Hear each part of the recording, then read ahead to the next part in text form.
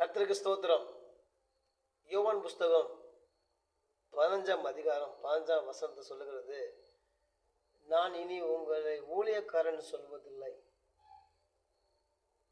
ஏன்னா ஊழியக்காரன் எஜமான் செய்வதை அறிய மாட்டான் என்று சொல்லுகிறார். ஊழியக்காரனா கடவுள் பிதா நம்மளை இயேசுக்கள் சொல்லுகிறார், நீங்கள் என் வேலைக்காரர்கள் அல்ல, நான் எஜமானா இருந்தேன், நீங்கள் வேலைக்காரன் அல்ல, என் சிநேகிதர் என்று சொல்கிறார். கடவுள் நம்மளை சிநேகிதர். இந்த புதிய ஏற்பாட்டு பிரகாரம் நம்ம எல்லாம் ஆண்டவருடைய நண்பர்கள்.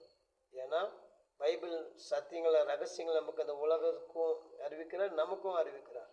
ஏன்னா 35 வருஷத்துக்கு முன்னாடி மரித்தால் என்ன நடக்கும் என்று நமக்கு தெரியாது. ஆனால் இன்றைக்கி இயேசு கிறிஸ்து அந்த அறிவை கொடுத்துருக்கு. மரணத்துக்கு அப்புறம் ஒரு வாழ்க்கை இருக்கு என்று இயேசு கிறிஸ்து அந்த அறிவை நமக்கு கொடுத்துருக்கிறாரு, நமக்கு வெளிப்படுத்திருக்கிறார். நம்ம ஊழியக்காரர் எல்லாருக்கும், தேவ பிள்ளைகள் எல்லாருக்கும் தன் நண்பராக சிநேகிதராக மாற்றி இயேசு கிறிஸ்து என்ன பண்ணுறாரு, தன்னுடைய எல்லாத்தையும் வெளிப்படுத்திருக்கிறார்.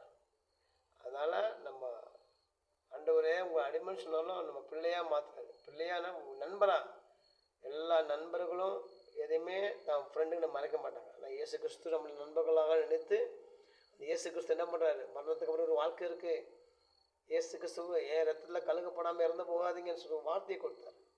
இந்த மாதிரி வெளிப்பாடு நமக்கு இருக்குது. ஆகவே மரணத்துக்கு முன்பாகவே, மரணம் நம்ம சந்திப்பதற்கு முன்பாகவே தேவனுக்குள்ளே நம்மளை மாற்றிக்கொள்ள வேண்டும்.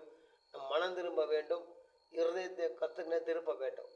உலகத்தின் காரியங்களுக்காக அல்ல, கர்த்தருடைய காரியங்களுக்கு மனம் திரும்பும் பொழுது அந்த அவருடைய ராஜ்யத்தின் ஆசீர்வாதத்தை பெற்றுக்கொள்ள முடியும். பரலோகத்தில் சுத்தம் செய்வது போல இந்த பூமியில் உங்கள் சுத்தம் செய்யப்படுவதாக ஆண்டவரே.